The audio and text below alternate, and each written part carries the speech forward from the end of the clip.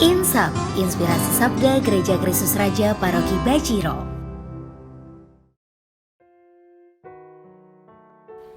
Ibu bapak dan saudara-saudari yang terkasih, hari ini Rabu 2 Februari, saya mengundang dan mengajak kita bersama-sama untuk merenungkan Sabda dalam Inspirasi Sabda hari ini. Dan secara khusus pada 2 Februari ini kita merayakan Pesta Yesus dipersembahkan di Genisah. Kita ingin bersama-sama merenungkan Sabda, di mana permenungan kita diambil dari Injil Lukas bab 2 ayat 22 sampai dengan 40. Dan nanti satu ayat akan kita ambil sebagai bagian dari kita untuk merenungkan Sabda Tuhan. Mari kita mohon rahmat dan karunia supaya Tuhan hadir dalam permenungan kita hari ini. Dalam nama Bapa dan Putra dan Roh Kudus, amin. Allah Bapa yang baik, kami mohon agar Engkau berkenan hadir di dalam permenungan kami hari ini. Semoga pesta Yesus yang dipersembahkan di Genisah yang kami rayakan hari ini memberi inspirasi bagi kami untuk menjadi murid-murid-Mu di tengah pandemi dalam situasi yang tidak mudah ini. Demi Kristus Tuhan dan pengantara kami. Amin. Injil Lukas bab 2 ayat 22 sampai dengan 40 dan satu ayat yang kita renungkan berbunyi demikian. Setelah menyelesaikan semua yang harus dilakukan menurut hukum Tuhan, kembalilah Maria dan Yusuf serta anak Yesus ke kota kediamannya, yaitu Nazaret di Galilea. Anak itu bertambah besar, menjadi kuat, penuh hikmat, dan kasih karunia Allah ada padanya. Ibu bapak dan saudara-saudari yang terkasih di dalam Tuhan, kalau kita melihat perjalanan keluarga kudus di Nazaret, Yusuf, Maria, dan Yesus merupakan keluarga yang patut kita teladani, bukan karena kesuciannya, tetapi karena ketaatannya. Ketaatan dan kesetiaan untuk menjalankan tugas-tugas baik sebagai manusia untuk mengupayakan hidup menjadi lebih baik, tetapi juga sebagai pribadi yang dipilih Allah.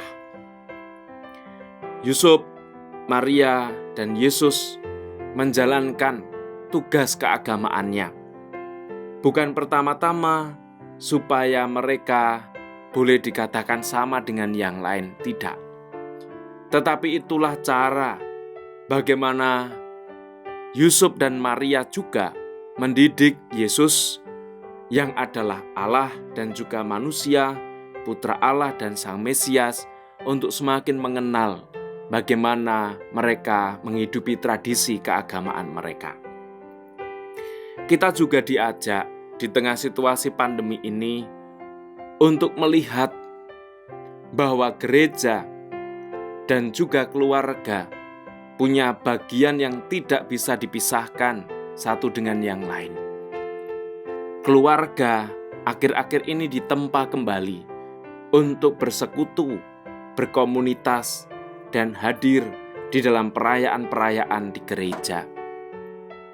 Walaupun kita tahu kita masih dalam situasi pandemi dan perayaan-perayaan juga masih dirayakan secara baik online maupun offline.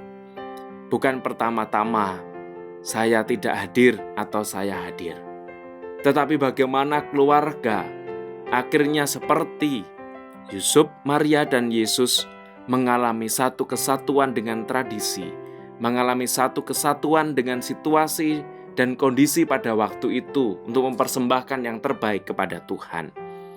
Maka undangan bagi kita adalah, mari di tengah situasi yang tidak mudah ini, kita tetap mengikuti apa yang menjadi anjuran pemerintah, tetapi juga ajakan gereja untuk kembali berkomunitas, bersekutu di dalam doa, baik menghadiri secara langsung atau offline maupun secara online. dengan kesungguhan hati dan niat ingin memuji dan memuliakan Tuhan. Maka mari kita mohon rahmat Tuhan, semoga pada pesta Yesus dipersembahkan di Kenisa ini, kita juga mempersembahkan hidup kita, keluarga kita, dan aktivitas kita, baik di dalam tradisi-tradisi gerejani maupun di dalam aktivitas-aktivitas manusiawi kita. Semoga Tuhan selalu dimuliakan dan berkat-Nya melimpah untuk kita.